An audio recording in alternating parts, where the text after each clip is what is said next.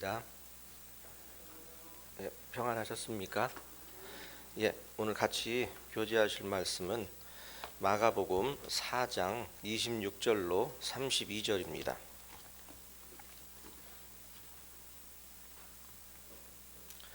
마가복음 4장 26절로 32절입니다. 사도신 줄 알고 제가 읽겠습니다.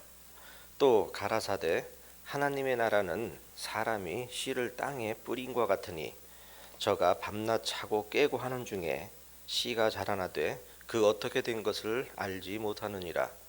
땅이 스스로 열매를 맺되 처음에는 싹이요 다음에는 이삭이요 그 다음에는 이삭의 충실한 곡식이라. 열매가 익으면 곧 낫을 대나니 이는 추수 때가 이르렀음이니라. 또 가라사대 우리가 하나님의 나라를 어떻게 비하며 또 무슨 비유로 나타낼꼬. 겨자씨 한 알과 같으니 땅에 심길 때에는 땅 위의 모든 씨보다 작은 것이로되 심긴 후에는 자라서 모든 나물보다 커지며 큰 가지를 내니 공중의 새들이 그 그늘에 깃들일 만큼 되느니라. 아멘. 오늘의 주제는 주보에도 나와 있듯이 성장의 비밀이라는 주제로 같이 교제를 하려 합니다. 저희들이 살아가면서 가정에서의 성장도 있고 또 사회에서의 성장도 있습니다. 그러나 저희는 무엇보다 중요한 것은 성도로서 교회 안에서의 성장이 제일 중요하리라 생각합니다.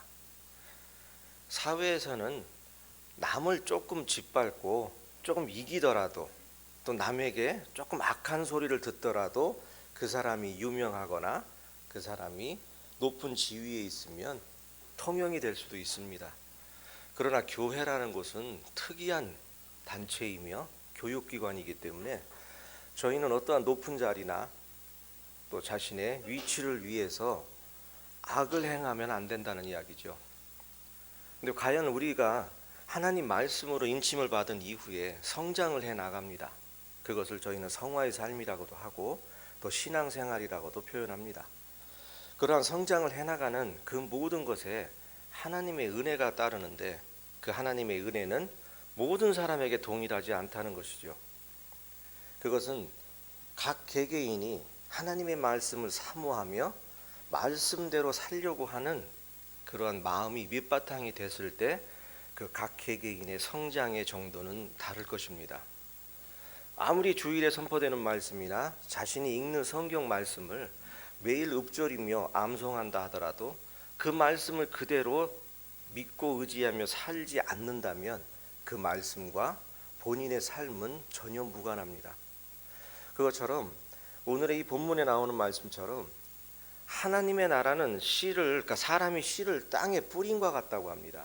그러니까 즉 그 사람은 여기 앉아 계신 분을 비롯해서 저까지 각 개개인을 상징합니다. 각 개개인에게 하나님의 말씀이라는 씨가 뿌려지지요. 그 씨가 뿌려진 날은 각 개개인이 받은 복음의 날짜는 전부 다르실 것입니다. 그것을 저희는 구원받은 날이라 표현합니다. 그래서 어떻게 혹자들은 그것을 제2의 생일이라고도 표현하지요. 다시 한번 태어난 날이다. 내가 하나님의 말씀으로 다시 구원받아 새롭게 된 날이라고 하십니다. 그 날짜가 저는 언제인지 각 개개인의 날짜를 알 수는 없습니다. 그러나 그 사람의 각 성도의 삶을 보면 그분이 구원을 언제 받았느냐가 중요한 것이 아니라 지금 현재 그분이 내가 처음 구원받았을 때 전도 집회가 됐던 개인 상담이 되셨던 우리가 주님의 그 보혈의 의미를 아신 그날 보셨던 주님이 흘리셨던 그 십자가가 과연 어디에 있느냐는 그 각 개개인의 성도의 삶에 따라 전혀 다릅니다. 그분의 십자가와 항상 함께 하시는 분의 삶은 누가 보더라도 예수님의 삶 그 자체일 수도 있습니다. 그러나 그 제가 대신 달려 죽었어야 할 그 십자가에 그분이 직접 육신을 입고 오셔서 나의 죄로 죽으신 그 십자가를 그날 내가 구원받은 날만 쳐다보고 신앙의 여정을 1년, 5년, 10년, 20년, 30년을 걸어오셨다면 그 십자가는 희미할 것입니다. 그러면 그렇게 희미한 십자가를 바라보시는 분의 삶은 전혀 뚜렷하지 않을 것입니다. 그것을 주님은 이스라엘 백성들에게 이렇게 표현했죠. 나무를 보면 열매를 안다. 심은 대로 거둔다. 뿌린 대로 거둔다. 농부는 이른 비와 늦은 비를 기다린다 합니다. 그 이유가 무엇일까요? 농부가 밭에, 저는 농사를 지어본 적이 없습니다. 논이든 밭이든 씨나 종자를 심어 놓고 왜 농부가 이른 비와 늦은 비를 애타는 마음으로 기다릴까요? 본인이 목이 말라서일까요? 물론 그럴 수도 있습니다. 가뭄이 길면 본인도 목이 마르니까 비가 오기를 바라겠죠. 그러나 농부가 씨를 파종한 이후에 이른 비와 늦은 비를 하나님께 간구하며 기다리고 있는 그 간절한 마음은 내가 심어놓은 그 씨가 잘 자라기를 바라는 마음 아닐까요? 저만 그렇습니까? 그것은 틀림없이 농부는 내가 심고 뿌린 그 씨앗이 잘 자라고 싶고 또 그런 기대하는 마음으로 이른 비와 늦은 비를 간절히 바랄 것입니다. 그러면 그것을 빗대서 저는 또 여기 앉아 계신 성도님들은 하나님의 말씀을 묵상하며 상고하고 있는데 진짜 이른 비와 늦은 비를 기다리는 마음으로 받아들이냐는 것이죠. 그냥 의식적으로 읽고 있고 또 성경 읽기반이라든지 교회에서 어떤 프로그램이라든지 또 어떤 모임 단체에서 성경 읽기반이 있으니 어쩔 수 없이 일수 찍듯이 안 찍으면 그 방장이 뭐라 하고 안 읽으면 구역장이 뭐라 하고 안 읽으면 목사님이 뭐라 하니까 그냥 내 머릿속에 들어왔다 바로 나가는, 물론 그래도 잘한다고는 합니다. 그것을 저희는 콩나물 시루라고 하죠. 콩나물 시루에 물을 뿌려도 그 물은 남아있지 않아도 콩나물은 자라난다 하는 것처럼 저희는 그런 비유도 씁니다. 그러니 혹여는 예배에 참석해 주면 감사합니다 하는 그런 실정까지 가는 것이죠. 그러나 사실 예배에 참석하시는 이유가 무엇일까요? 저는 성경을 읽으면 읽을수록 제가 예배에 참석해야 하는 마음의 자세는, 이건 제 개인적인 생각입니다. 성경에는 나와 있지 않습니다만 제 개인적인 생각으로 예배에 참석하는 이유는 단 하나라고 생각합니다. 사도행전에 나오는 베레아 사람들처럼 하나님의 말씀이 어떠한가 상고해서 그것을 살피자고 오는 것도 좋은 말씀입니다. 그러나 저는 개인적으로 예배를 참석하는 마음은 제사를 드리는 마음이며 나를 산제사로 드린다는 그 말씀에 입각해서 예배에 와서 선포되는 말씀으로 내가 한 주간 주님의 십자가와 얼마나 멀어졌던가를 알아보러 오시는 시간입니다. 그러니 내가 십자가와 멀어지며 내가 세상에 빠져서 살았던 시간을 회개하며 돌이키는 시간이라는 것이죠. 어떠한 설교자의 말씀이 은혜로웠더라, 그 말씀이 좋았더라, 저 말씀은 오늘 나를 감동시키지 못했다, 이것은 중요한 것이 아닙니다. 그 말씀을 통해서 한마디의 단어라도 하나님께서는 그 시에게 이른 비와 늦은 비를 주시는 것입니다. 그러나 이른 비와 늦은 비를 바라는 씨가, 땅속에 묻혀있는 씨가 농부의 손길이 온정이 있는지 감정이 있는 손으로 주는지 그것을 따질 필요는 없습니다. 단지 물이 내려오면 씨앗은 물을 받아들이면 성장합니다. 그러나 씨앗이 뿌려지는 물이 차가운지 뜨거운지 이 물을 어떤 마음으로 줬는지를 따지고 거부한다면 그 씨는 자랄 수 없을 것입니다. 오늘의 말씀처럼 저는 성도님들과 오늘 교제하고 싶은 것이 바로 그것입니다. 하나님께서 말씀하실 때 씨가 하나님 나라는 땅에 씨를 뿌리는 것과 같은데 이게 놀라운 비밀이 것입니다. 여기 본문 잠깐 보실까요? 오늘 본문 보신 거 26절에 또 가라사대 하나님의 나라는 사람이 씨를 땅에 뿌린과 같다고 말씀하시면서 27절에 놀라운 말씀을 하십니다. 저가 밤낮 자고 깨고 하는 중에 씨가 자라나되 그 어떻게 된 것을 뭐라고 말씀하시죠? 알지 못한답니다. 근데 우리가 학교라는 곳에서, 세상에 말하는 학교에서 공부를 배울 때 내가 수학 문제 1 더하기 1을 풀 수 있는지 없는지를 압니까? 모릅니까? 저만 모릅니까? 자신의 능력을 자신이 압니다. 시험을 볼 때 문제지를 받아들었을 때 이 문제를 풀 수 있는지 없는지는 본인이 알고 있습니다. 그래서 능력 있는 아이는 웃으면서 그 문제를 풀 것이며 능력 없는 아이는 까만 건 글씨고 하얀 건 종이일 것입니다. 그런데 우리의 이 교회라는 곳은, 이 특이한 단체는, 하나님의 말씀으로 양육하는 이 교회라는 특수 교육단체는 내가 밤낮 자고 일어나는 중에 어떻게 자라는지 내 자신이 알 수 없다는 것입니다. 그러나 내가 안다고 자랑하는 자는 하나님은 한마디로 표현하시죠. 교만한 자다. 목이 곧은 백성이다. 너는 언제까지 나를 주라 하면서 내 말에 청종치 아니하겠느냐. 즉 우리는 입으로 주라 부를 수 있으며 아버지 하나님을 아버지라 칭할 수 있습니다. 그러나 그분의 뜻에 얼마나 순종하며 합당하게 자라가느냐는 것이죠. 저도 두 아이의 아비입니다. 큰아이는 33살이며 작은아이는 24살입니다. 근데 그 아이들을 키우는 기간 동안에 얼마나 저와 자매가 기도로 눈물로 키웠겠습니까? 근데 이 아이들이 어느 정도 성장한 이후에 당신들의 손길과 당신들의 온종 필요 없습니다. 이제는 나는 성인이 됐으니 나 홀로 성장하겠습니다. 즉 사회적으로 독립하겠습니다라고 선언한다면 성도님들은 기쁘시겠어요? 슬프시겠어요? 여기 여수 생명교회 성도님들은 양반이신지 슬프지도 않고 기쁘지도 않으신가 보네요. 저는 몽둥이부터 찾지 싶습니다. 왜? 그것은 배은망덕이라는 걸 떠나서 부모가 바라는 마음과 전혀 반대 입장이기 때문에 그렇죠.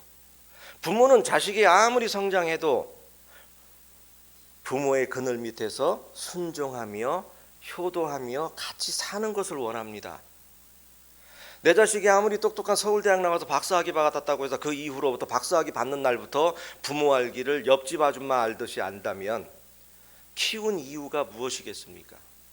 즉 우리가 구원받은 이후에 하나님 말씀을 알기를, 하나님 대면하기를 옆집 아저씨 알듯하며 그냥 아버지라고만 칭한다면 그분이 저를 볼 때, 성도 여러분을 바라보는 그 눈은 어떤 눈일까요? 구원은 방패가 아닙니다. 남에게 나는 영원한 죄사함을 받았다, 예수님의 보혈로 영원한 죄사함을 받은 하나님의 자녀라는 것을 내보이는 하나의 티켓이 아닙니다. 이것은 천국 백성이 되는 첫 걸음이라는 것이죠. 홍해는 하나님의 은혜로 건넜듯이 요단강은 하나님의 은혜로 건너는 것이 아니라 내가 두렵고 떨리지만 하나님의 말씀을 의지하며 내 발로 디뎠을 때 그 두려움과 세상의 세파는 멈춰서는 것입니다. 그러므로 요단강은 우리는 수시로 건너야 하는 것입니다. 내가 구원받기 위해서 한 번 건넌, 영원히 한 번밖에 건널 수밖에 없는 홍해는 단 한 번 건너는 것이지만 요단강은 수차례, 하루에도 12번 아니라 1000번, 10,000번을 건널 수도 있습니다. 성경에는 두려워하라 맞은 말씀이 약 365번이 나온다 합니다. 그 365번이 나오는 두려워하지 말라, 내가 너와 함께 하리라, 내 강한 팔로 너를 붙잡으리라는 말씀이, 이 두려워하지 말라는 말씀이 왜 365번이 나올까요? 우리는 매일매일 그분을 의지하라는 것입니다. 그런데 말씀을 알고 있다고만 여기고 산다면 그 알고 있는 말씀은 나를 움직일 수 없습니다. 사자굴에 풀무불에 들어가는 그 다니엘이 하나님이 계신 줄만 알고 있었다면 풀무불이나 사자굴에 절대 들어갈 수 없습니다. 그분이 나를 죽일지언정 다시 살릴 것이라 믿어 의심치 않기 때문에 그곳에 들어갈 수 있는 것입니다. 저는 성도 여러분들께 묻고 싶습니다. 믿음이라는 것이 바깥으로부터 들어오는 것입니까? 나로부터 나가는 것입니까? 믿음은 나로부터 나가는 것이에요? 아니면 바깥으로 들어오는 것이에요? 지금 의견이 분분합니다. 나로 나간다, 바깥으로 들어온다. 믿음이 애매해집니다 이제. 그러나 말씀에 보면, 물론 세상적으로 보면 믿음은 나로부터 나갈 수도 있습니다. 내가 믿음을 주지 않으면 저 사람은 절대 나한테 믿음 행동을 해도 나는 믿을 수 없습니다. 그 말씀도 맞습니다. 그러나 세상적인 논리가 아니라 저희는 하나님의 말씀으로 볼 때 믿음은 외부로부터 내 안에 들어옵니다. 히브리서 12장 2절 말씀이 무엇일까요? 믿음의 주요 온전케 하시는 예수를 바라보자. 믿음의 주요, 믿음의 주인이 누구시죠? 예수 그리스도께서 저에게, 하나님께서 저에게, 성령님께서 저에게 믿음을 주시지 않으면 저는 믿음이 한치도 자랄 수 없습니다. 여기 대체적으로 제가 보면 청년 학생 자녀들 빼놓고는 거의 가정을 이루신 분이 태반입니다. 그러나 나의 배우자가 나의 믿음과 상관없이 나는 그분을 믿으려고 해. 남편과 아내를 믿으려고 하는데 나의 배우자가 매일같이 나쁜 일, 세상에서 말하는 나쁜 일 대충 다 이해 가시죠? 이 쿵 하면 쫙 알아들으셔야 됩니다. 세상에 다 말하는 그 나쁜 일을 계속하고 다니는데도 믿고 사랑하실 수 있을까요? 여기는 전부 도를 득하신 분이 앉아 계신 것 같은데요. 계속 그렇게 저만 쳐다보시면 저는 당황스럽습니다. 아니 계속 나쁜 짓을 해도 그냥 받아주실 것 같이 쳐다보시면 참 저는 무슨 그 다음 이야기를 해야 될지 모르겠습니다. 그러나 우리 보편적인 삶에서 볼 때 나의 배우자가 나의 기대를 저버리는 행동을 매일같이 한다면 우리는 무슨 말을 내뱉죠? 우리 갈라 쓰자. 그걸 법적으로 이혼이라 그러죠. 그런 선택을 할 수밖에 없습니다. 그러면 교회라는 것도 똑같지요. 나하고 믿음이 다르거나 나하고 교제가 다르면 무슨 말씀을 하지요? 예, 여기서는 올라오는데 밖으로 못 하겠지요. 나 이 교회 뭐 안 나와. 나 다른 데 가고 싶어. 사람은 똑같습니다. 그러니 믿음이라는 것이 나로부터 시작된다 그러면 그것을 진짜 신뢰할 수 있을까요? 나의 믿음은 상대방에 따라 계속 바뀝니다. 조속이 아니라 하루에 바꾸는 것이 아니라 우리는 매분 매 초마다 바뀔 것입니다. 그 믿음은. 왜? 아침에 일어났을 때는 기분 좋고 믿음이 갔는데 세수하고 나왔는데 갑자기 배기 싫어요. 그런 거 안 느끼세요? 네, 오늘 철저히 저만 나쁜 놈 되겠습니다.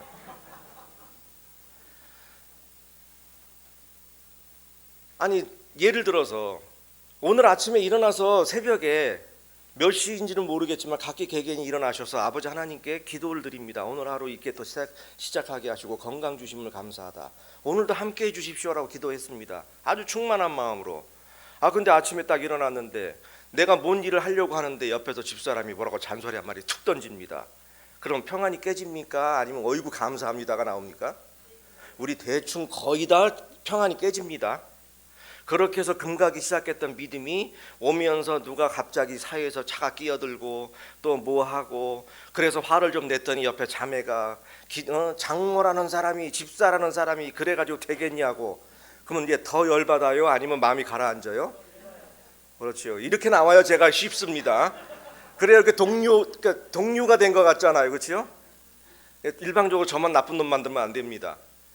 그것처럼 나의 마음이 시작은 그렇게 시작했을지 모르지만 이 자리에 지금 앉아 계신 마음은 성도님들이 계시니까 아주 웃고 아주 양반인 것처럼 하지만 속에는 지금 여기서 출애굽의 난리는 난리도 아닐 정도로 난리가 날 수 있습니다. 예, 감사합니다. 그것처럼 내 마음이 그렇게 수시로 정함이 없는데 어찌 나에게 믿음이 나온다 생각하십니까?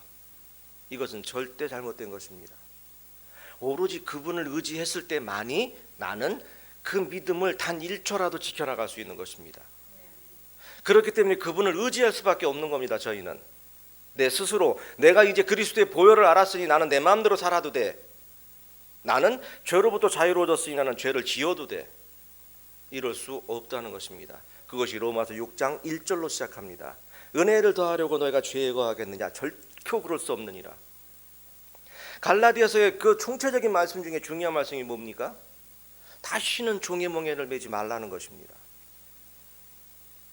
그것처럼 우리가 이 성장의 비밀이라는 그리스도의 말씀으로 하나님의 말씀으로 자라는 데는 비결이 있다는 것이죠. 그것을 오늘 알아보려 합니다. 여기 마가복음 4장에는요 이 씨 뿌리는 비유가 지금 본문에 택한 말씀 말고 앞부분에 또 한 번 나옵니다. 같이 한번 살펴볼게요. 4장 3절로 9절입니다.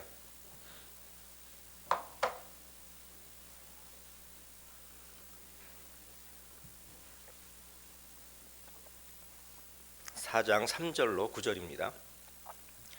들으라, 씨를 뿌리는 자가 뿌리러 나가서 뿌릴새, 더러는 길가에 떨어짐에 새들이 와서 먹어버렸고, 더러는 흙이 얇은 돌밭에 떨어짐에 흙이 깊지 아니하므로 곧 싹이 나오나 해가 돋은 후에 타져서 뿌리가 없으므로 말랐고, 더러는 가시떨기에 떨어짐에 가시가 자라 기운을 막음으로 결실치 못하였고, 더러는 좋은 땅에 떨어짐에 자라 무성하여 결실하였으니 30배와 60배와 100배가 되었느니라 하시고, 또 이르시되 들을 귀 있는 자는 들으라 하시니라. 아멘. 지금 이 마가복음 4장에만 씨를 뿌리는 비유가 2번이 반복됩니다. 이 두 개의 비유가 같은 비유일 수도 있습니다. 그러나 문맥상이나 모든 이론상에 봤을 때 이 씨 뿌리는 비유는 비유의 대상이 전혀 다릅니다. 지금 읽었던 마가복음 4장 3절로 9절의 말씀은 사람의 마음을 이야기합니다. 그리고 오늘 본문으로 보셨던 26절로 32절의 씨 뿌리는 비유는 교회를 말씀드립니다. 교회 안에서의 성장이에요.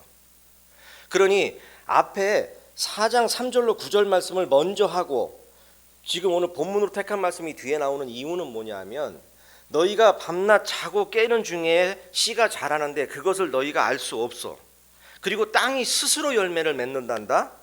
그렇게 해서 30배, 60배, 100배의 열매를 맺는데, 이렇게 되기 위해서는 전제 조건이 무엇이냐 하면 개개인의 마음밭이 이래야 된다라는 전제 조건 하에입니다. 이러한 마음의 전제 조건이 이루어지지 않는 한 교회 안에서의 성장은 일어날 수 없으며, 교회는 매일 분당이 일어나며 매일 싸움밖에 일어날 수밖에 없습니다. 그럼 여기서 말하는 4장 3절로 9절에 나오는 말씀이 네 가지가 있지요. 길가, 돌밭, 가시떨기, 좋은 땅. 여지껏 저 역시 비롯해서 많은 성도님들이 그렇게 생각하실 수 있습니다. 이 네 가지 비유는 각기 사람의 마음이다. 그러니까 즉 우리가 전도 집회, 얼마 전에 전도 집회 하셨죠? 전도 집회 때 새로운 영혼을 모시고 옵니다. 아니, 구원을 받아서도 저도 다시 구원의 말씀으로 다시 십자가의 보혈을 회복하는 거예요. 한번 사람이 피가, 어머니로부터 피가 이어받았다고 그 피가 영원히 다시 늙거나 줄지 않고 그대로 있는 거 아니죠?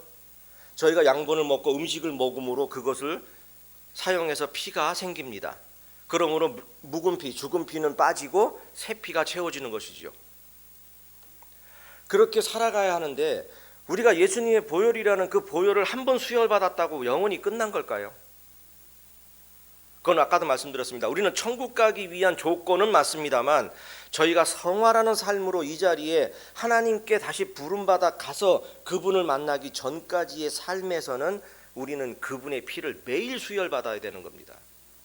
그래야 내 자신이 나타나지 않는 것이죠. 그것을 자기 부인이라 합니다.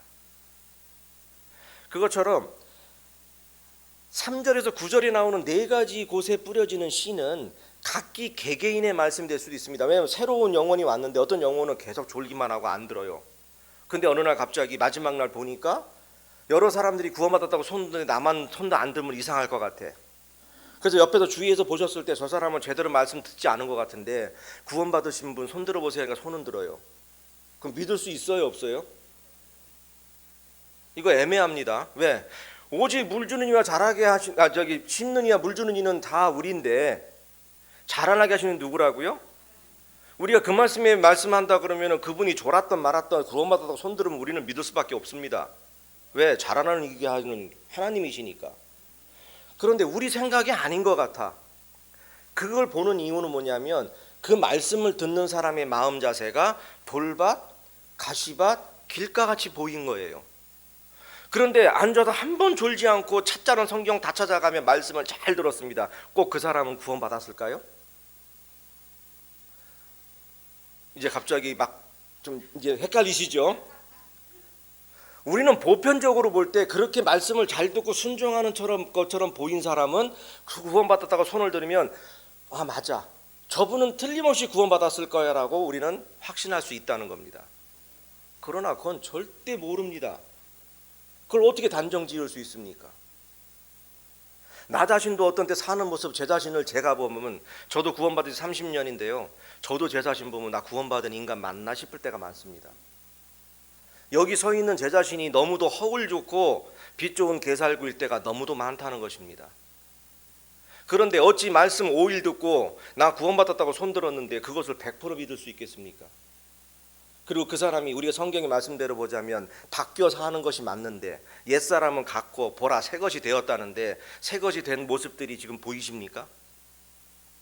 여기 옆에 앉아 계신 성도님들 만나신 지 20년 30년 되셨을 텐데 새 모습 되신 거 보이십니까? 많이? 왜 그럴까요? 왜 그럼 성경 말씀이 틀린 걸까요? 하나님은 허언하시는 분일까요? 하나님은 결코 실수하지 않으시며 무호성이시며 그분은 완전하신 분이십니다. 전지전능하신 분입니다. 그분의 말씀은 1.1핵도 땅에 떨어져 커트로 되는 것이 없으며 모든 것을 완벽히 이루실 분이십니다. 그분이 보라 새 것이 되었다 하는데 왜 나는 여전히 새 것이 아닐까요? 말로만 새 것이 됐다고 여기고 살까요? 그것이 바로 교만입니다. 나는 좋은 땅에 뿌려진 씨일 것이라는 착각 속에 사는 것입니다. 말씀 잘 듣고 양복 입고 와서 매일 교회 봉사하며 목사님 시키는 일 잘한다고 그분의 마음속, 하나님은 뭘 본다고요? 보십시오. 이렇게 우리는 알기는 여수처럼 아는데 행동은 곰처럼 못한다는 겁니다. 너희는 외모를 취하나 나는 너의 중심을 본다라고 하는 말씀을 모르는 사람 없을 것입니다. 그런데 저 자신도 생활하다 보면 거칠에 신경 쓰는 부분보다 속을 다지는 마음이 부족하다는 것이죠. 교회 오기 전에 얼굴에 뭐 묻었나, 옷은 잘 입었나, 넥타이는 삐뚤지 않나 이거는 보지만 내가 하나님 말씀으로 오늘 어떤 마음 자세로 지금 이 예배실에 가고 있나는 안 따진다는 겁니다. 비싸고 좋은 옷 입고 온 것이 좋은 것이 아니라 왜 사도 바울이 그때 당시에 교회에게 그렇게 이야기했을까요? 너희들이 좋은 옷을 입고 금붙이란 사람이 들어오면 좋은 것에 아이고 앉으십시오 하는데 남노하며 추레한 사람이 오면 너희는 박대하지 않느냐 이것입니다. 우리는 겉을 본다는 것이죠. 그러나 하나님은 속을 봅니다. 네가 어떠한 마음으로 여기 앉아 있느냐는 것이죠. 내 것을 뺏으러온 도둑놈이냐 아니면 나의 것을 감사함으로 받는 종이냐는 것이죠. 그것은 말씀을 받는 마음밭이 전혀 다릅니다. 그러니 여기 마가복음 4장 3절로 9절에 나오는 네 가지의 비유는 각기 사람의 선택적인 성격이 나타나는 것이 아니라 내 마음인 것이죠. 내 마음은 수시로 가시밭도 되고 길가도 되고 돌밭도 되고 좋은 땅도 된다는 것입니다. 그것을 절대적으로 우리는 유념하고 살아야 합니다. 아까 말씀드린 것처럼 아침 10시에는 제가 좋은 땅이었는데요 11시까지 좋은 땅일 수 있는 마음은 부족하다는 것이죠. 내 마음 나도 모르는데 안 그렇습니까? 이거 유행가 가사가 아니라 진짜 내 마음 나도 모릅니다. 예. 근데 어찌 나이가 항상 365일 모든 시간이 22,560시간이라는 모든 시간이 나는 좋은 땅이라 생각한다는 이야기입니다. 그것이 바로 하나님 보시기에 교만한 자라는 것이죠. 나는 부족하게 그 말씀 한마디가 떨어졌을 때 나는 그 말씀 하나로 내가 바뀔 수 있다는 자신 마음 상태를 살피고 살아야 한다는 것입니다. 그랬을 때 그런 전제 조건이었을 때 30배, 60배, 100배의 열매가 맺고 그런 자들이 여기 모여 있을 때 이 교회는 밤낮 자고 깨는 중에 잘하는 것을 너희가 알지 못한다는 것입니다. 그것을 예수님은 오셔서 말씀하셨죠. 처음 된 자가 나중되며 나중된 자가 어떻게 된다고요? 먼저 된다. 그러니 선질로 생각할 때 어떻게 해라? 넘어질까 조심해라. 스스로 자랑치 말라. 스스로 속이지 말라는 것이죠. 성도의 삶 중에 제일 중요한 것이 스스로 속이는 자입니다. 이 스스로 속이는 자가 아닌데 그런 척하는 것. 그런데 여기 전반적으로 앉아 계신 자매님들에게 묻습니다. 남편 되시는 분들이 사랑하는 척하는 거 알아요, 몰라요? 알지요? 예. 남편분들 참 어리석합니다. 말로만 우리 사랑해 사랑해. 근데 그 아내 되시는 분들이 그거 절대적으로 안 알아줍니다. 우리 남편들 막 머리 아플 때 있죠. 갑자기 부인 얼굴이 이상하며 눈빛이 이상하며 그럽니다. 딱 쳐다보면 그러죠. 남편들, 아 내가 뭔가 잘못했나 보구나. 잘못했어. 그러면 그러죠. 아내분들이 뭘 잘못했는데. 이제 그때부터는 오만 생각이 듭니다. 도대체 내가 뭘 잘못했지? 우리는 내 옆에 있는 남편의 마음 하나도 모릅니다. 그런데 우리는 살아온 환경과 자라온 여건 전혀 다르신 분들이 여기 앉아서 우리는 하나님의 말씀으로 신부 수업 받고 있지요. 그 신랑이 누구시죠? 그분은 사랑의 존재이시지만 그분은 완결 무결하신 분이죠. 그분에게 합당하신 지금 신부 수업을 받고 계신 거예요. 하나님이 그런 과정이 필요 없다면 저희 구원받았을 때 제일 깨끗할 때 취해 가시면 돼요. 아 제가 예수님의 보혈로 구원받았습니다 하고 선언하는 그 순간이 제일 깨끗한 순간 아닙니까? 아닌가요? 그렇게 갑자기 조용하시면 좀 당황스럽습니다.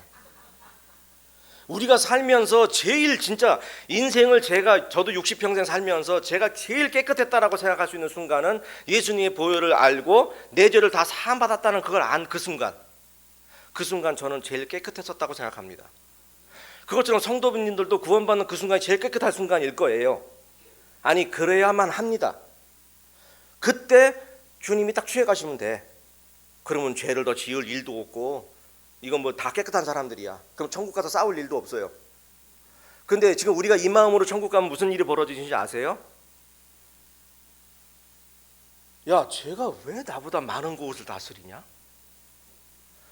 아니 내가 볼 때 별로 안 한 것 같은데 야 쟤는 천국을 다스려. 나는 백고울인데. 그러면 뭐 하는지 아세요? 찾아다녀요. 백고울끼리 천국을 씹으러. 그러면 그곳이 천국이에요? 지옥이에요? 맞습니다. 왜 천국이 천국인지 아십니까? 왜 하나님의 나라가 하나님의 나라이신지 아세요? 요한계시록에 나오는 것처럼 거기는 막 12 보석이 있는 문이 있고 생명수 강이 흐르고 계절마다 때마다 있는 과일이 있고 그래서 천국이 아니라 그곳이 하늘나라이며 천국인 이유는 그분이 계시기 때문입니다. 지옥에 하나님이 계시면 그것도 천국됩니다. 그런데 우리는 착각하며 내가 가는 곳이 천국일 거라고 생각합니다. 이것은 주객이 전도된 것이죠. 그러니 이 땅이 천국이라고 주장하는 사람들도 있습니다. 그것이 영 틀린 말은 아닙니다. 왜? 내가 그분과 동행하면 이곳이 어디입니까? 이곳이 천국이에요. 그 어디나 하늘나라, 그 어디나 천국입니다. 그러니 이렇게 말씀하시죠. 모든 것을 감사함으로 받으면 버릴 것이 있어요, 없어요? 없어요. 또 반복됩니다. 알기는 여수같이 압니다. 근데 우리는 왜 이렇게 불평불만이 많을까요? 왜 그렇게 원망이 많을까요? 하나님이 제일 싫어하시는 것은 원망입니다. 이스라엘 백성들이 하나님을 저주하고 원망했기 때문에 가데스 바냐에서 정탐한 계월을 하루를 1년으로 계수를 받습니다. 왜 내가 지금 일이 많이 꼬이고 힘들까? 왜 나에게 신앙에 이 어려운 일이 생길까? 결코 그것이 죄 때문이라고만 생각하지 마십시오. 그것은 하나님께서 나에게 제거하고 싶은 것이 있으신 겁니다. 내가 그분 곁에 가기 전까지 나에게 빼고 싶은 것이 있는 것이죠. 뭔가 정지하고 싶은 것이. 그러니 우리는 원망해야 돼요? 감사해야 돼요? 아니 신부 수업을 받는데 아까 말씀드렸잖아요. 모든 성도님들이 신부 수업을 받고 계십니다. 지금 하나님 말씀을 통해서. 그런데 신부 수업하는 사람이 내 마음대로 행동한다면 그 아가씨를 맞을 신랑이 그 아가씨를 신부로 맞을까요? 안 맞을까요?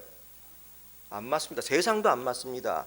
그래서 동정녀 마리아가 잉태했을 때 잉태했다는 소리를 듣고 요셉이 어떻게 했죠? 안 데려오려고 합니다. 왜? 이게 수치니까요. 아니 나는 같이 어떻게 손 잡아본 적도 없고 뽀뽀한 적도 없는데 애를 가졌답니다. 제가 알기로 최소한 손은 잡아야 애를 갖는데 그렇지요? 그런데 세상의 이치가 그래요. 그것처럼 우리는 그리스도의 신부라는 이 신부 교육을 받는 이 교육장에서 내 마음대로 하고 살며 내가 제일 그분에게 이쁨 받으려고 한다는 거죠. 이것이 잘못됐다는 것입니다. 나의 신랑에게 제일 이쁨 받는 신부는 어떻게 하는 거예요? 그 신랑의 마음에 흡족하게 하는 것. 또 신부는 그렇게 했으면 신랑은 또 신부의 마음에 들려면 어떻게 해야 되죠? 신부를 이쁘게 하는 것, 어여쁘게 하는 것. 이것이 우리의 성경에는 진리로 나와 있습니다. 남자는 여자를 순리대로 하고 아내 사랑하기를 어떻게 하라고요? 그렇죠. 아는데 왜 안 하시냐는 겁니다. 아내를 내 몸과 같이 사랑하며 그걸 떠나서 이웃을 내 몸과 같이 사랑하라 하지 않습니까? 근데 우리는 아는데 아는 거로 끝난다는 거죠. 아는 거. 알아. 근데 하나님은 알아로 중요한 게 아니라 그것을 행했느냐 안 했느냐를 따지십니다. 그게 뭐지요? 고린도서 3장에 나오는 공력 시험입니다. 너희들의 불에 타면 없어진 공력이면 어떻게 된다고요? 그 아무짝에 쓸데없다는 거 다 아시지 않습니까? 그것처럼 우리의 열매가 그분 앞에 갔을 때 남을 수 있는 방법은 그분의 은혜와 능력으로 힘입어 한 일만 남습니다. 내가 한 일은 없다는 것이죠. 그러니 우리가 많은 열매를 맺을 수 있는 이유가 그것입니다. 제가 예화 하나 드릴게요. 그러니까 어느 마을에 1부터 10까지의 숫자가, 그러니까 1, 2, 3, 4, 5, 6, 7, 8, 9, 그 다음에 0으로 표현하잖아요. 그렇게 해서 숫자들이 모여 사는 마을이 있었대요. 그런데 1이라는 숫자가 아무리 마을의 사람들을 다 찾아다니면서 2를 만나서, 야, 나 1인데 혼자 사니까 저러니까 나 친구 삼자, 나랑 같이 이제 친구하자, 나 외롭다. 그때 2가 가만히 봤더니 1은 나보다 적어요, 많아요? 적지요. 굳이 친구 삼을 일이 없어요. 왜? 3도 있고 4도 있거든. 그러니 싫어, 거부합니다. 이런 식으로 1이 온 동네를 다 다녔는데 결국에 친구를 얻지 못합니다. 그리고 막 실망한 마음에 눈물을 흘리고 앉아서 나는 왜 이럴까 하고, 난 참 바보처럼 살았군요 하고 노래를 부르면서 한쪽 구석에도 눈물을 흘리고 있는데, 저쪽 구석 보니까 더 음침한 구석에서 0이라는 숫자가 이거 땅에 들어갈 자세로 있어요. 이제 나는 그래도 울고 있는데 0은 거의 땅 파고 지금 들어가려고 그래. 왜 그럴까요? 아니 1도 친구 못 구했는데 0은 친구 구할 수 있어요, 없어요? 0은 가진 것도 없는 아이인데 1은 그나마 하나라도 있지요. 0이 저 구석대기에서 진짜 저 땅 파고 들어갈 자세야. 그러니 1이 거기서 딱 생각합니다. 그래, 내가 제 친구 삼아주자. 나도 이렇게 고생하고 다녔는데 친구 없었는데 저 0도 얼마나 힘들었을까? 그 마음으로 0을 찾아갑니다. 그래서 그 0에게 이렇게 이야기하죠. 야, 나도 이래서 친구 없는데 너도 그렇지. 그러니까 0이 눈물을 톡톡 흘리면서 그렇다고 얘기합니다. 그러니 1이 0에게 손을 탁 내밀면서 그럽니다. 아주 멋있는 척하면서 친구하자. 그러니까 이제 그 0이 손을 맞잡고 친구가 됐어요. 근데 그 다음날 그 둘이 항상 손을 잡고 다녀요, 동네에서. 근데 놀라운 일이 생깁니다. 1과 0이 만나면 뭐가 되지요? 10이 돼버린 거예요. 2부터 9까지가 10 보니까 전부 인사하는 겁니다. 이제 나랑 친구 좀 해줘. 왜? 그 논리를 깨우치는 순간 2는 0을 만나면 뭐가 되지요? 20이 됩니다. 3은 0을 만나면 30이 됩니다. 10은 0을 만나면 100이 됩니다. 그 진리를 몰랐던 거예요. 그것처럼 이사야서 53장으로 가겠습니다.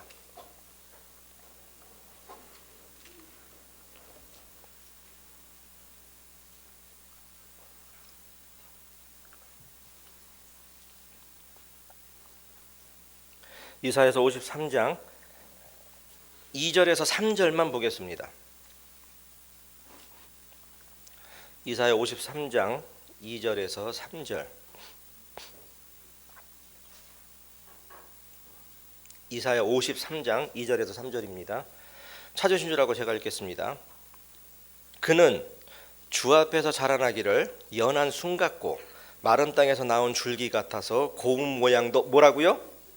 없고 풍채도 어떻게? 없은즉 우리의 보기에 흠모할 만한 아름다운 것이 없도다. 그는 멸시받아서 사람에게 실어버린 바 되었으며 강고를 많이 겪었으며 질고를 하는 자라. 마치 사람들에게 얼굴을 가리우고 보지 않음을 받은 자 같아서 멸시를 당하였고 우리도 그를 어떻게 했다? 귀히 여기지 아니하였다. 즉 영이 누굽니까? 제가 말씀드렸던 이리 봤던 아주 음침한 곳에서 아주 실망한 마음으로 땅을 파고 들어갈 정도로 실망한 마음으로 있었던 영이 누구지요? 예수 그리스도신 것입니다. 여기 앉아 계신 성도님들은 성령은 여러 개예요, 하나예요? 성령은 하나죠. 그러나 앉아 계신 성도님들이 갖고 계신 은사, 즉 달란트는 달라요, 같아요? 다르죠. 내가 하나의 달란트를 가졌는지 두 개의 달란트를 가졌는지 세 개인지 모릅니다. 그러나 성도님들이 가졌던 달란트에 주님을 만나면 어떻게 되죠? 방금 말씀드렸잖아요. 10배로 뜁니다. 3개 가지신 분은 그분을 만나면 내 능력이 30개가 돼버립니다. 그분 안에 있을 때. 그분 밖에 있을 때는 필요 없는 이야기고요. 그러나 교만한 자는 9가 0을 덕 보려고만 만났다면 9 곱하기 0은 뭐지요? 0입니다. 그러나 차라리 은혜를 보려고 9 더하기 0은 그대로 9예요. 그러나 0을 모시고 살면 나는 10배, 최소 10배는 넣는다는 것입니다. 그러니 성도님들은 그분을 업고 다니셔야 돼요? 그분을 부려야 돼요? 업고 다녀야 돼요. 근데 어분에게 3년 찾는다고 예수님 어디 있는지 못 찾고 계신 분 계십니까? 등잔 밑이 어둡다고 나랑 같이 항상 함께 나랑 동행하시며 네가 성령의 전인지 못하느냐는 말씀 고린도전서 3장이나 6장 말씀들은 다 알면서 그분은 나에게 함께 한다는 자체를 잊어버리고 그분 찾아서 지금도 헤매시는 분이 있으십니까? 그분은 어제나 오늘이나 동일하시며 나와 함께 하십니다. 내가 그분을 먼저 사랑한 것이 아니라 그분이 저를 먼저 사랑하셨습니다. 사랑하는 자의 기본이 뭔지 아십니까? 성도 여러분님, 많이 보셨겠지만 잊어버릴 수도 있습니다. 아니면 흘려버리실 수도 있었을 것입니다. 사랑하는 자의, 그러니까 하나님을 사랑하는 자의 제일 기본 덕목, 과연 성도님들은 무엇이라 생각하세요? 하나님을 사랑하는데 조건이 많을 거 아닙니까? 사랑해도 우리도 하물며 인간의 사랑에도 그렇지요. 루이비통 가방 하나 주는 것과 길거리에서 10,000원짜리 가방 주는 거에 사랑이 같지는 않겠지요. 그러나 우리는 김중배의 다이아몬드보다 우리는 예수님의 보혈을 크게 생각하듯이 분명히 하나님을 사랑하는 자의 기본 조건이 있어요. 그것이 과연 무엇일까요? 의견이 분분하니 요한 1서 5장을 가겠습니다.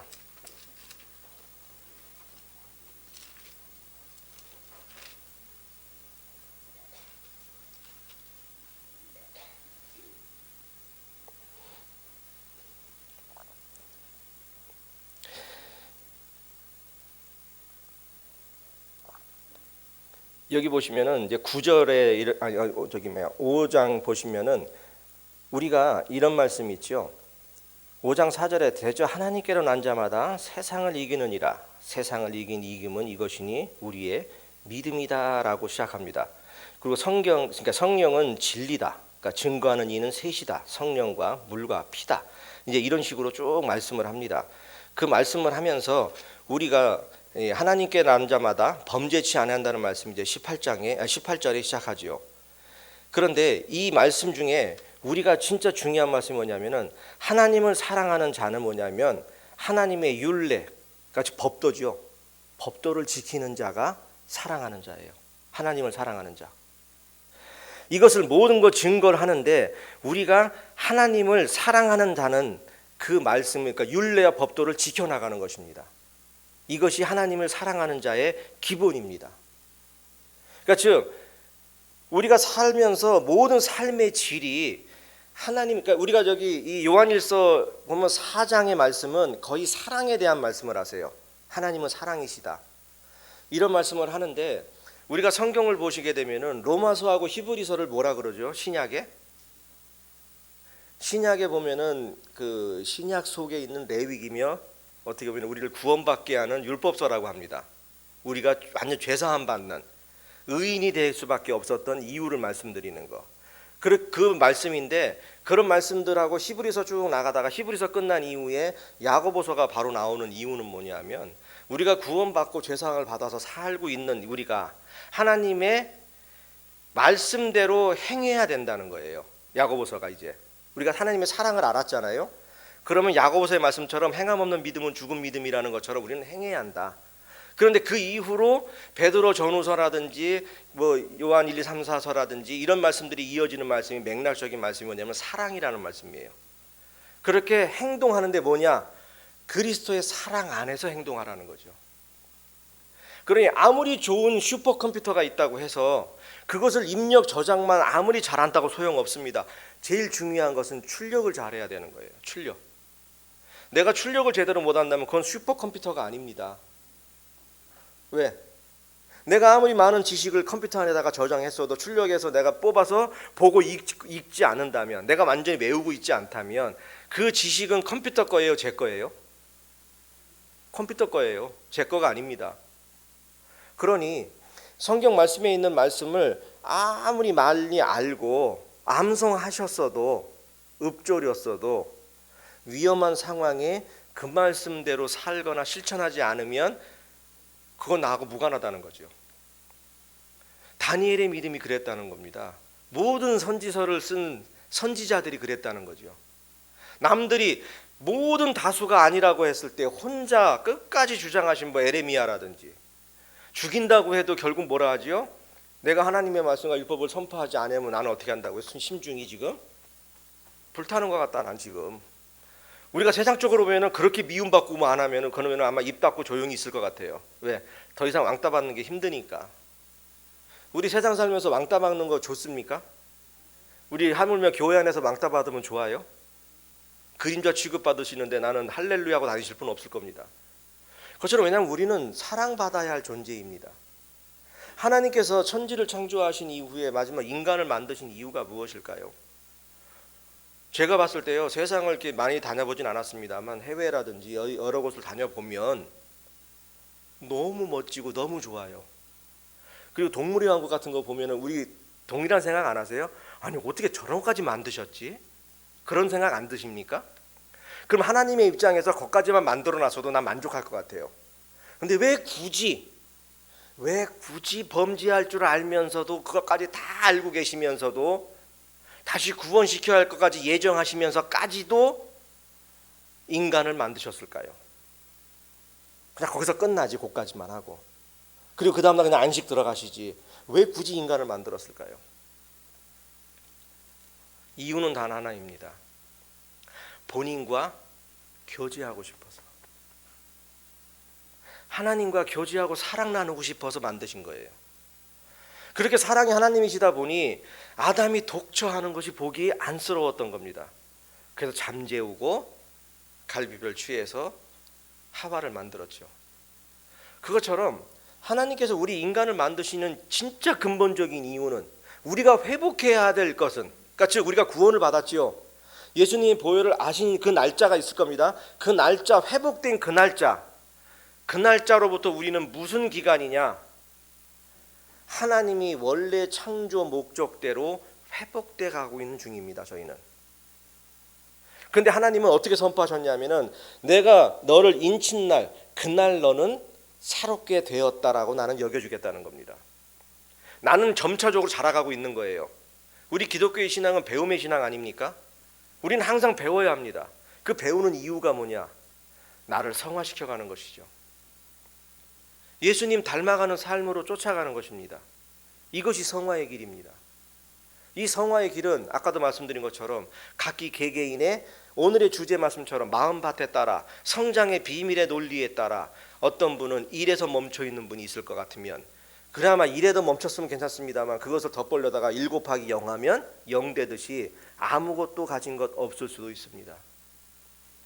그러니 우리는 내 마음밭이 어떠한가가 중요한가를 많이 살피듯이 우리는 이 말씀이 어떠한가 살핀 것으로 끝난 것이 아니라 그 말씀을 어떻게 믿고 살아가느냐까지 따져야 하는 것입니다.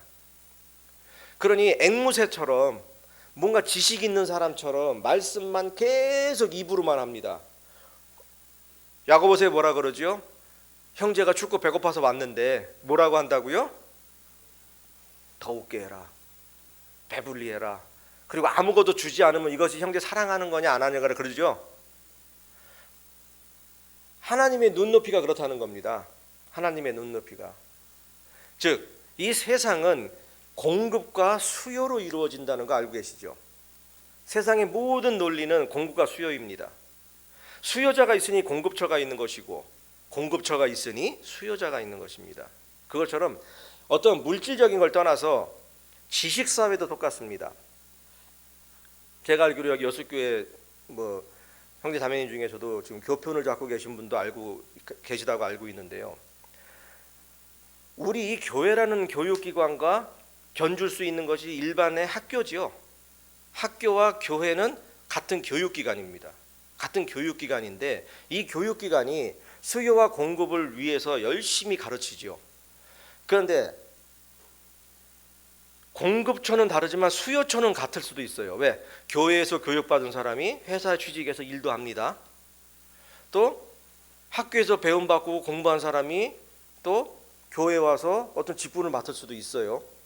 그러나 이것이 무엇이 다르냐 하면요, 교회라는 특수 교육기관에서 하나님 말씀으로 제대로 양육되신 분들은 안이나 밖이나 생활이 같다는 것이죠. 그러나 교회가 아닌 학교에서만 배운 인성교육이 제대로 안 된 그냥 모든 것을 잘 알고만 하는 전인교육처럼 그냥 1 더하기는 1이야. 왜요? 물방울 하나에다가 하나 더 하니까 그냥 하나인데요. 이러면은 종아리가 얻어 이렇게 나오잖아요. 학교는. 그것처럼 그런 주입식 교육을 받은 사람들은 무슨 것이 먼저 투철하냐면요, 옆에 있는 사람을 내가 이겨야 인정받습니다. 이것이 세상의 논리 아닙니까?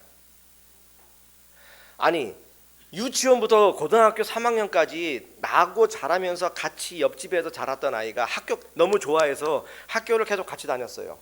그러다 보니까 네가 그 과 좋아하니? 나도 그거 좋아해. 그럼 같이 가자 했습니다. 근데 해필이면 그 대학에서 그 과에 그 해에 한 명밖에 안 뽑는다면 과연 둘 중에 한 명이 너랑 나랑 친자매 같으니 내가 너를 위해서 희생할게, 네가 대학 들어가, 이럴 아이가 있을까요?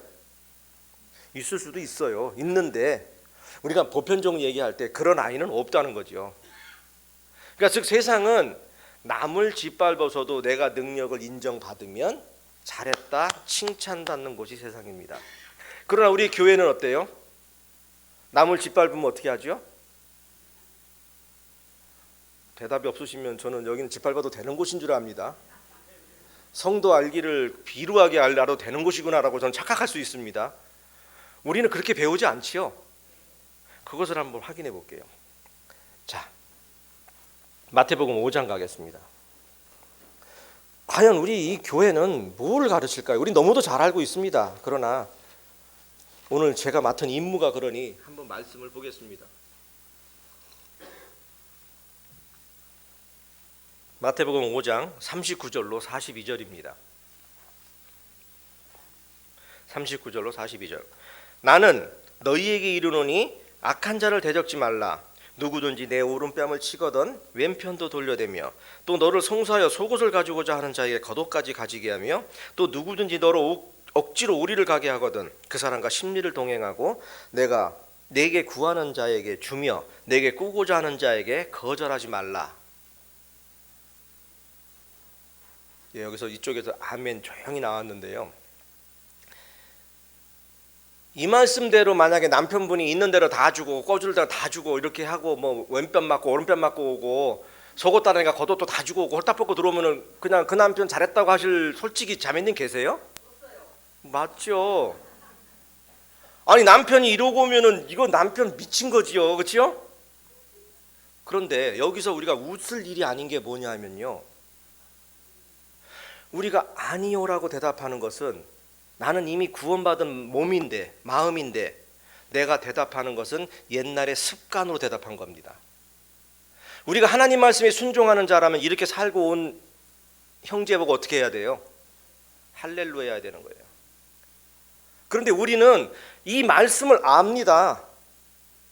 남이 오른뺨 치면 왼뺨도 줘. 송사하거든 속옷 달라고 하면 그것까지 다 줘버려. 다 말씀은 아는데 내 남편이 이렇게 사는 건 싫어요. 이게 하나님 보시기엔 이율 배반적이라는 거죠. 왜? 그분은 나와 여러분을 위해서 어떻게 하셨죠? 죽기까지 순종하신 분입니다. 그런데 우리는 이 말씀 하나도 내가 알고 있는 지식으로 판단합니다. 교회는 이렇게 가르치지 않아요. 교회의 말씀은 이렇게 선포됩니다.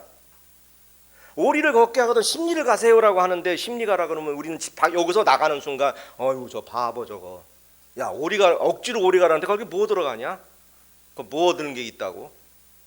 그러면 하나님의 듣는 말씀과 내가 행하는 것은 뭐지요?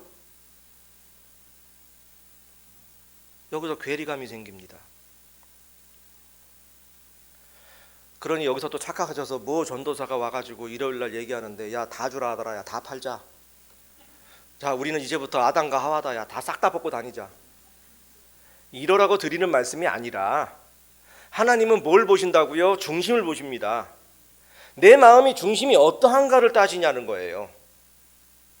우리가 바보처럼 살되 그 바보처럼 사는 것이 내가 하나님께 이쁨 받기 위해서가 아니라 내가 바보처럼 삶으로 하나님이 영광 받기 때문에 하는 것입니다. 이게 순서가 바뀌어버리면요 하나님이 영광 받기 전에 내가 영광 받고 끝나버려요. 그것이 아니라 하나님은 뭐냐면 너의 행동으로 내가 영광 받는 거 그거를 원하시는 거예요. 이것이 온전히 말씀 안에 이루어져야 오늘의 주제인 성장의 비밀이 이루어집니다. 그러니 교회 안에서 솔직히 그런 일 안 있습니까? 우리 아이 올해 이제 고3입니다. 이제부터 내년 11월에 시험 봐야 되니까 1년 동안은 아마 시험 공부하느라고 바빠서 교회 못 나올 거예요. 학생회 선생님 이해해 주세요. 목사님 이해해 주세요. 기도 많이 해주세요. 우리 솔직히 그러고 안 살았어요? 근데 내 자녀가 고등학교 졸업하고 대학교 들어갔습니다. 그럼 다른 아이가 그러면 뭐라 합니까? 뒤에서 저거는 신앙생활 아니요. 저런 건 아니요. 왜 내가 하면 괜찮고 남이 하면 안 됩니까? 우리는 그거부터 버려야 한다는 거예요. 나부터 그렇게 살면 안 된다는 거예요. 교회가 부흥할 수 있는 이유는 딱 하나입니다. 목사님이 무슨 프로그램 만들고 모든 성도님들 장로님들이 막 들고 일어나서 뭘 만들어서 커리큘럼 만들어가지고 열심히 사는 것이 중요한 것이 아니라 교회가 부흥할 수 있는 방법은 딱 하나입니다. 성도님들 각 개개인이 뜨거워지시는 겁니다. 그러지 않고서는 절대 부흥할 수 없습니다. 내가 뜨겁지 않고서는 남의 옆에 있는 성도를 가슴 뜨겁게 할 수 없습니다. 내가 뜨겁지 않고서는 나는 여기 오늘 본문 말씀 마지막에 나오는 것처럼 겨자씨 하나를 심어져서 나물보다 커져서 큰 나무가 돼서 많은 그러니까 새들이 와서 쉬임받는다는 말씀. 쉬임받기는커녕요 세월이 흐를수록 말씀에 교만해져가지고 가시나무 돼가지고요 성도들만 찌르고 있을지 모릅니다. 말씀을 많이 아는 이유가 뭘까요? 말씀 많이 암송해서 너를 살피라고 하는 이유가 무엇일까요? 남을 판단하라가 아니라 네가 그렇게 살고 있는지 살피라는 겁니다. 너 자신이 그렇게 살고 있는지 살펴라. 그것을 주님은 이렇게 말씀하셨죠. 네 눈에 있는 들보는 빼지 못하며 왜 남의 눈에 있는 티끌만 자꾸 보느냐. 내 자신이 하나님 말씀에 충만해서 하나님의 말씀으로 예수님의 보혈로 항상 수혈받아 따뜻한 피가 흐르면 동맥경화 와요 안 와요? 뇌졸중 와요 안 와요? 반신불수 와요 안 와요? 안 와요. 그런데 그 말씀 안 받고 내 마음대로 살려다 보니까 이상한 사탕 먹고 과자 먹고 고단백질 먹다 보니까 뇌경색 와요 안 와요? 오지요? 왜 똑같은 신앙생활 하는데 나는 하나님께 꼭 나쁜 쪽으로만 쓰임받고 어떤 성도님들은 꼭 좋은 쪽으로만 쓰임을 받을까요? 왜 옥토도 있다는데 왜 나는 맨날 가시밭일까요? 하나님이 시켰을까요? 저는 단언합니다. 내가 선택한 것이다. 내가 스스로 그렇게 만든 것이다. 하나님은 나를 통해서 성도님들을 통해서 영광받기 원하시는데 저를 비루하게 만드시겠습니까? 말씀이 하지 않았었습니까? 너희를 꼴이 되지 않게 하겠다. 너희를 어디 가서 꾸게 하지 않겠다. 너희를 머리 되게 하겠다. 왜? 너는 내 핏값 주고 산 내 자녀이기 때문에. 여기서 여러 성도님들 가정에 계시는 자녀님들이 어디 가서 바보처럼 살며 거지처럼 사는 거를 할렐루야 하실 분은 없잖아요. 하나님 안에 은혜 받고 잘 살고 장성해서 그리스도의 장성한 분량까지 살아서 자라나서 하나님께 많은 칭찬받는 종 되기를 원하지 않으십니까? 그렇게 사는 방법은 딱 하나예요. 내가 뜨거워지는 겁니다. 내가 뜨거워져서 성도님 오면은 맨발버선으로 나가서라도 감싸 안고 서로 사랑 나누고, 한 주 동안 어떻게 왔어? 어떻게 살았어? 이 험한 세상 힘들었지? 이러고 와야 교회에서 뭔가 좀 위로받는데 저 인간 뭐더러 왔대 오늘 또. 우리 이러고 살아서는 안 된다는 겁니다. 그것이 누구로부터 시작되어야 되느냐? 상대가 시작하는 것이 아니라 나로부터 시작되어야 됩니다. 믿음은 밖으로부터 오지만 사랑은 나로부터 나와야 합니다. 그래야 내가 대접받고 싶은 대로 하는 것이 대접 아닙니까? 이스라엘 백성들에게 주님이 가르쳐준 말씀이 그런 말씀 아닙니까? 교만한 이스라엘 백성들에게 너희들에게 간음하지 말라 했더니 여인을 범치 아니하면 간음이라 하더나 나는 여인을 보고 음욕을 품은 자마다 간음했다 하리라. 도둑질하지 말라 했더니 너희들이 남의 물건을 훔치지 않으면 도둑질 안 했다 하느냐? 나는 남의 물건을 보고 탐하는 순간 나는 도둑질했다 하리라. 살인치 말라 했더니 너희는 사람을 죽이지 않으냐면 살인하지 않았다 하느냐? 나는 사람을 보고 라가라 하고 욕만 해도 난 살인했다고 하겠다. 이 말씀을 왜 하셨을까요? 믿음은 나로부터 오지만 내가 너에게 부어준 사랑은 옆에 주고 안 주고는 내 마음이라는 거예요. 이제 그분은 나의 마음하고 전혀 상관없이 사랑을 주셨습니다. 이미 2000년 전에 그분은 십자가에서 내가 알지도 못했을 때 이미 피를 흘려주셨습니다. 그런데 나는 그 아는 순간에 갑자기 교만한 자 돼서 나는 사랑을 알고 믿음을 아는 자 같이 행동할 수 있다는 것이죠. 절단코 아닙니다. 그렇게 살려고 노력할 때 나에게 진정한 사랑이 나오며 나에게 진정한 믿음이 나옵니다. 그것을 주님은 딱 한마디로 말씀하셨죠. 내가 너희에게 새로 계명을 주노니 너희는 내 이웃을 어떻게 하라? 하나가 빠졌습니다. 내 몸과 같이 사랑하라. 그냥 사랑하라가 아닙니다. 내 몸과 같이 사랑해라. 요한복음 3장 16절 말씀은 모든 사람에게 복음을 전하는 복음의 말씀입니다. 그러나 요한복음 1장 12절 말씀은 진정으로 구원받은 자의 말씀입니다. 우리가 하나님의 은혜를 받는 말씀은 동일합니다. 이것은 영불변하고 절대 진리입니다.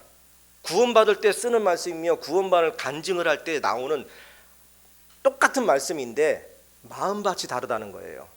우리 요한복음 3장 16절 가겠습니다. 요한복음 3장 16절.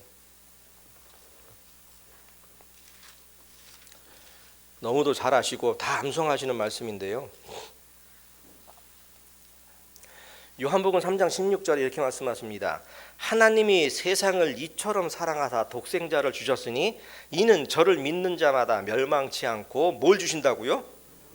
영생을 얻게 하려 하십니다. 이 말씀이 구원받은 나만 해당돼요? 아직도 배척하면서 하나님 말씀을 모르는 자도 해당이 돼요?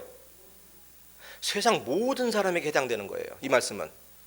즉 이 말씀은 구원받은 우리 여기 앉아 계신 여수생명교회를 비롯해서 우리의 모든 총회 안에 있는 모든 형제 자매를 만 하는 게 아닙니다. 이 말씀은 우리에게만 있는 말씀이 아니에요. 이 말씀은 세상 모든 사람에게 있는 거예요. 그래서 하나님이 세상을 이처럼 사랑하사라고 시작합니다. 이것은 이 말씀을 아느냐 모르느냐에 따라서 구원이냐 아니냐예요. 이 하나님의 사랑을 아느냐 모르느냐. 그런데 이제 여기 말씀에 의해서 구원을 받았지요. 하나님이 우리를 사랑해서 영생하는 예수 그리스도를 주셨어. 메시아, 즉 임마누엘을 하셨어. 그러면 그 다음 말씀 뭐가 달라지냐면요. 같은 요한복음 1장 12절입니다. 요한복음 1장 12절에는 조건이 달라집니다. 아까는 뭐죠? 3장 16절은 하나님이 세상을 이처럼 사랑하사예요. 이건 하나님의 온전한 다 온 천하에 뻗어 있는 동일한 이른 비와 늦은 비처럼 사랑이에요. 그런데 요한복음 1장 12절 말씀은 조건이 붙습니다. 뭐냐? 뭐라고 붙죠? 처음에? 자, 이 조건이 붙습니다. 영접하는 자. 여기 앉아 계신 성도님들은 하나님을, 예수님을, 성령님을 영접하셨습니까? 안 하셨습니까? 예. 내 마음의 주로 받아들이셨죠? 그렇죠? 그럼 우리는 요한복음 3장 16절을 넘어 어디까지 왔어요? 요한복음 1장 12절에 도착하신 거예요. 영접하는 자. 그럼 영접하는 자에게 무슨 권세가 있는지 한번 보자고요. 자, 영접하는 자, 곧 그 이름을 믿는 자에게는 하나님의 뭐가 된다? 자녀가 되는 권세. 그때부터 우리는 죽은 자도 살릴 수 있으며 믿음으로 모든 일을 행할 수 있는 것입니다.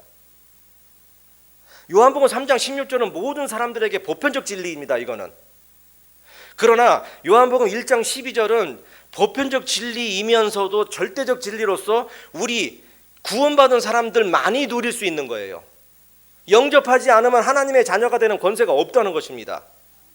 진짜 내가 구원받았는지, 새로운 영혼이 됐는지, 하나님의 말씀으로 인치심을 받은 이후에 옛사람은 가고 내가 완전히 새 사람이 돼서 바뀐 생활을 하는지 안 하는지는 요한복음 1장 12절 말씀으로 빗대어 보면 됩니다. 너 진짜 영접했느냐? 이것이 뭐냐면은 하나님과 예수님과 성령님을 인격적으로 만나봤냐는 것입니다. 이 말씀 뭐냐? 더 집약하자면 예수님과 동행하고 계십니까? 이겁니다. 여기서 부부로 살고 계시는 성도님들께서 결혼과 혼인 서약을 하신 이후에 그 순간 이후로 얼굴 안 보고 지내신 분 계세요? 식장에 딴딴따단 들어가서 혼인 서약 다 했어요. 가락지 다 바꿔 끼고 나눠줬어요. 하객들한테 인사했습니다. 그리고 각기 집에 가서 지금 이 순간까지 안 보고 계신 분 있어요? 그럼 요한복음 3장 16절 말씀처럼 구원받은 이후에 예수님을 한 번도 보지 않고 계신 분 있으세요? 그러니까 제가 첫 번째 질문 드린 겁니다. 성도님들이 구원받으신 그 날짜 저는 알 수 없습니다. 그러나 그분 그 십자가, 나의 죄, 내가 달려서 흘렸어야 할 십자가를 본 그 순간으로부터 지금 얼마나 멀어지셨습니까? 요한복음 1장 12절 말씀처럼 지금도 영접하고 계십니까? 매일 보고 계십니까? 분이엘하고 계십니까? 그래서 그분의 능력으로 여호와 니시하고 계십니까? 그래서 어려움이 생길 때 기도했더니 그 여호와 이래, 하나님이 준비하셨다, 이런 찬양을 드리십니까? 그러시다면 요한복음 1장 12절을 넘으신 겁니다. 그런데 하나님은 여기서 멈추기를 원하지 않으십니다. 요한복음 3장 16절의 말씀을 넘고 1장 12절을 넘었습니다. 그럼 무엇을 넘어야 할까요? 이제 요한 1서 3장 16절로 갑니다.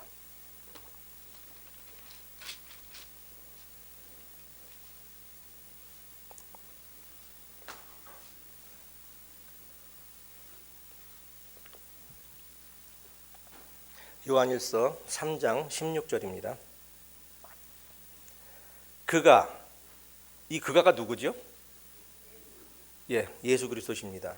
그가 우리를 위하여 목숨을 버리셨으니 우리가 이로써 사랑을 알고 우리도 형제를 위하여 어떻게 하라고요? 이거 읽으실 때 좀 찔리지 않으십니까?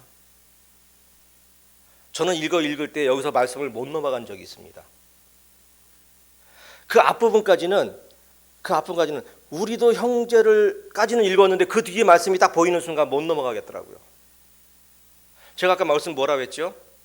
내가 알고 있는 말씀이 살아서 나를 움직여야 합니다. 그럼 우리는 이 말씀을 읽고 아멘하는 순간 어떻게 해야 돼요? 여기서 이제 발뺌하시면 안 됩니다. 여기까지 왔는데 이 말씀을 읽고 아멘하는 순간 우리는 이 말씀을 지켜야 하는 자입니다. 우리는 말씀을 준행해야 하는 자입니다. 그분의 말씀을 1.1핵이라도 이 땅에서 온전히 다 이루게끔 우리는 그분에게 쓰임받아야 하는 자들입니다. 이 말씀은 이렇게 맺습니다. 우리도 형제를 위하여 목숨을 버리는 것이 마땅하니라. 그러면 성제 자매님들을 이제 요한복음 3장 16절 말씀 넘었어요. 하나님이 세상을 이처럼 사랑해 독생자를 주셨어. 그걸 영생을 받았어. 그 다음에 이제 권세를 받았잖아요. 또 영접해서 성령을 영접해가지고 우리가 이제 하나님의 자녀가 되는 권세를 받았어요. 그 다음부터는 권세가 어떻게 됩니까? 여기 앉아계신 성도님들이 구원받지 않은 영들에게 하나님 말씀을 선포하면 그 영들이 살아납니까? 안 살아납니까? 우리는 죽은 자를 살리는 영의 권세를 받은 자들이에요. 영원한 대제사장이 됐습니다. 우리가 감히 진짜 비루했던 죄밖에 저지를 수밖에 없었던 자들이 예수님의 보혈로 인침받은 이후에 저가 감히 영혼을 구원시킵니다. 하나님 말씀을 선포합니다. 여기 앉아 계신 분들도 동일하다는 말씀이에요. 여기 강대장에서는 저나 목사님들이나 어떤 말씀을 선포하는 자들만 그런 게 아니라 앉아 계신 모든 성도님들이 영접하신 이후에 하나님의 자녀가 되는 권세로서 모든 죽은 자까지 살리시며 병을 고치실 수 있는 능력을 가지셨습니다. 그걸 못 하시는 이유는 단 뭐냐? 믿음이 없기 때문입니다. 기도가 부족하기 때문에. 그것을 이루신 이후에 우리가 해야 할 일이 뭔지 아십니까? 거기로 끝난 것이 아닙니다. 우리는 전도하면 끝난 건 줄 알지요. 전도해놓고 이 자리에 앉혀놓고 지금까지 성공해서 20년 30년 와서 잘하신 분들이 몇 퍼센트가 됩니까? 처음에 구원받았다고 손들고 한 사람들이 여기서 이 자리에 지금까지 지키고 있는 확률이 몇 프로 될까요? 저도 30년 동안 교회 생활을 했지만 제가 봤을 때 3% 미만입니다. 3% 미만. 100명 구원받아야 3명 될까 말까 해요. 그분들이 10년 20년 말씀 안에 잘 자라서 계속 자리 지키고 있는 확률이. 거짓말 조금 더 보태면 1명 될까 말까 합니다. 그게 그렇게 떠난 사람 잘못일까요? 그 옆에서 떠나게끔 만든 사람 잘못일까요? 우린 솔직한 얘기 여기 남아있는 우리의 잘못입니다. 우리가 뜨겁지 못했기 때문에 그분들을 실족해 한 것입니다. 우리가 하나님의 사랑에 부족했기 때문에 그분들에게 여기 와서 안식을 못 얻게 했던 것입니다. 내가 그분들의 안식을 빼앗던 침략자였던 것입니다. 하나님이 자녀가 되는 권세를 주신 이유는 영을 살리며 저는 자를 걸게 하고 병든 자를 낫게 하며 교회를 위해 서로 기도하며 오늘이나 일컫는 시간에 서로 피차 건면해서 악으로부터 안구해지지 않도록 성도들의 협력하고 연합을 해서 선을 이루라 하셨는데 거기에 쓰는 것이 아니라 이 말씀 가지고 성도를 비판하며 판단하며 교회와 총회를 욕하는데 쓰지는 않았냐는 것입니다. 여기 앉아 계신 성도님들이 그렇게 사셨다는 것이 아닙니다. 저도 모르게 그렇게 쓰임 받았던 적이 있었기 때문입니다. 그러니 우리는 선줄로 생각할 때 넘어지가 조심하라는 말씀처럼 내 자신이 오늘이라는 시간에 악해지지 않아야 합니다. 그 방법은 딱 하나입니다. 예수님의 보혈로 항상 뜨거워지는 겁니다. 그것은 바로 말씀이지요. 그렇지 하지 않고서는 우리는 요한복음 3장 16절 1장 12절 말씀 넘었다니까 기뻐하셨죠. 그러나 하나님께서는 요한 1서 3장 16절 말씀을 넘으시라 합니다. 옆에 앉아 계신 형제 자매, 여기서 말하는 형제라 하니까 괜찮아 자매는 없어, 이거 아닙니다. 여기서 말하는 형제는 대표성입니다. 형제 자매가 다 포함됩니다. 옆에 계신 분들을 위해 목숨을 버리실 준비 되셨습니까?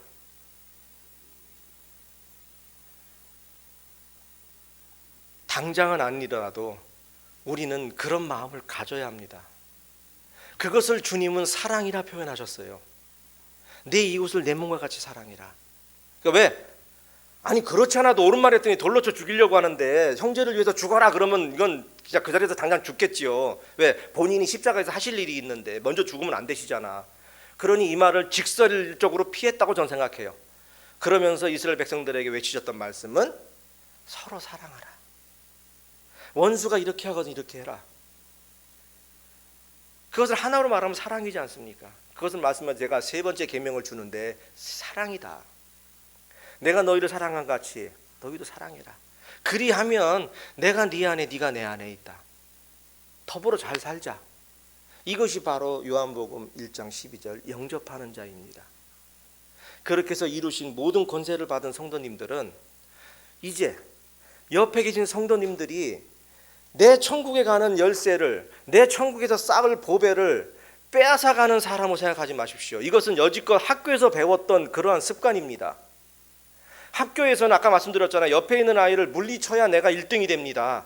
아무리 사랑하고 좋아하는 친구지만 이 아이가 잘못해야, 이 아이가 실수해야 내가 전교 1등을 합니다. 그래야 1등급 받습니다. 그러나 하나님께서는 어떤 방법에 계수를 하시는지 아십니까? 다 아시지 않습니까? 옆에 계신 성도를 위해서 내가 희생을 하고 내가 가진 것이 하나도 없어도 하나님께서는 그곳에서 너를 큰 자라 여긴다 하셨습니다. 네가 대접받고자 하느냐? 대접받고 싶은 대로 해라. 네가 머리가 되고자 하느냐? 무릎으로 하라. 네가 큰 자가 되기 위해서 상석에 앉아? 하지 마라. 말석에 앉아라. 그리하면 그 자들이 너를 상석에 앉을 것이다. 우리는 말씀은 전부 잘 알고 있습니다만 그렇게 행동하지는 못한다는 것이죠. 혹시 나는 계급장만 따지고 있는 건 아닌가? 저 성경 66권 어느 구절을 따져봐도요, 구원받은 날짜 순서대로 천국 간다는 말씀은 못 봤습니다. 구원받은 연수에 따라서 하늘에서 상급이 있다는 말씀 못 봤습니다. 그러나 참 쟤도 입에 담기도 힘든 말이죠. 행한 대로 갚아주라. 갚아주신다. 천국의 진리가 그거더라고요. 내가 행한 대로 갚아준다. 그러니 성도님께서는 오늘의 모든 말씀처럼 우리가 하나님의 사랑과 하나님의 은혜를 아는 것으로 멈춰서는 안 됩니다. 우리는 그분의 사랑을 아는 것으로 끝난 것이 아니라 우리는 그분 말씀대로 믿어 의심치 않고 행해야 하는 것이죠. 마지막 말씀 보고 기도드리겠습니다. 에베소서로 가겠습니다.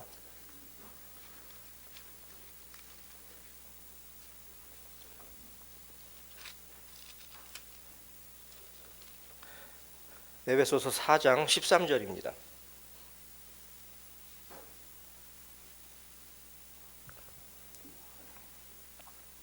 에베소서 4장 13절. 이 말씀은 같이 읽겠습니다. 자, 시작. 우리가 다 하나님의 아들을 믿는 것과 아는 일에 하나가 되어 온전한 사람을 이루어 그리스도의 장성한 분량이 충만한 데까지 이르느니. 여기 그리스도의 장성한 분량까지 이르는 조건이 있죠. 그 조건이 뭐지요? 하나님의 아들을 뭐가? 믿는 것과 아는 것이 하나가 되어야 된다는 거예요. 믿는 것만 잘해서도 안 되고 성경 많이 읽어서 아는 것만 많아도 안 된다는 거예요. 그러나 많이 알지 마라가 아니죠. 믿지 마라가 아니라 내가 믿고 내가 성경 말씀을 많이 읊조리고 암송해서 알고 있는 것이 하나가 돼야 된다. 이것이 뭐예요? 내가 아는 것을 행하는 거. 사랑해라 말만 사랑하자 하고 사랑 안 하면 아무거나 사랑하는 거 아닙니다. 그것처럼 우리는 여기 말씀처럼 우리가 다 하나님의 아들을 믿는 것과 아는 것에 하나가 돼서 온전한 사람을 이루는 방법이에요. 이것이. 그것이 바로 뭐냐? 그리스도의 장성한 분량에 충만한 데까지 자라는 데 쓰여지는 양분입니다. 그러니 오늘 여기 앉아 계신 모든 성도님들은 하나님 말씀을 아는 것과 또 믿는 것에 하나가 되고 또 설령 그러지 못한 또 미약한 성도가 있거든. 그것을 이상히 여기는 것이 아니라 우리는 서로 사랑으로 감싸며 그분들의 믿음을 도와줘야 합니다. 그래서 우리는 서로 남이 잘 되는 것을 시기하는 것이 아니라 어떤 가정, 어떤 성도님들이 나보다 더 많은 은혜를 받거든 우리는 가슴으로 박수치며 뜨거운 마음으로 기뻐해야 합니다. 이것이 진정한 성도입니다. 그랬을 때 우리의 마음이 벌거벗은 몸으로 주님 앞에 가도 아담과 하와가 범죄하기 전에 부끄러워하지 아니했던 것처럼 우리는 허례허식을 내려놓고 그분 앞에 벌거벗은 몸으로 나갈 수 있을 것입니다. 우리는 아직도 죄악이 있기 때문에 그분은 우리의 죄가 없다 여기시지만 내 마음은 아직 부패하기에 이렇게 거칠게 하고 와야 합니다. 우리는 그분의 형상을 닮아가기 위해 그분을 믿는 것과 아는 것에 하나가 되시기를 주님의 이름으로 기도드립니다. 다 같이 기도드리겠습니다. 저희를 사랑하시는